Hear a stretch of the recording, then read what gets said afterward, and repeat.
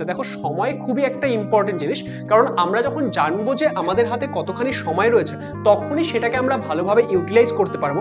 এবং আমরা যে কোনো পরীক্ষার জন্য প্রিপেয়ার করি, আমরা যাই করি না কেন, আমাদের জন্য টাইম কিন্তু সব থেকে একটা ইম্পর্টেন্ট বিষয়। তুমি যদি টাইমের ভ্যালু করতে পারো তাহলে টাইমও তোমাকে ভ্যালু করবে এবং সময়ের সাথে সাথে তুমি নিজের লক্ষ্যে পৌঁছে যাবে। কোনো কেউ এই ভিডিওটা কিছুদিন পরে দেখছো, এক্সাম্পল ধরো তার কাছে শুধুমাত্র 65 ডেজ টাইম আছে, ওকে, তাহলে সে কি করতে পারো, সে এই ক্ষেত্রে এই 25 দিনটাকে ম্যাক্সিমাম 20 দিনে আনতে পারো, আর বাকি তোমরা 45 ডেজ এখানে ইউজ করতে পারো। এই যে এই 25 দিন আমি এখানে রেখেছি, এটাকে তোমরা কোনোভাবেই 20 দিনের নিচে নামাবে না। আমাদের মিনিমাম 20 দিন রাখতেই হবে আমাদের রিভিশন, প্র্যাকটিস ইত্যাদির জন্য, ওকে।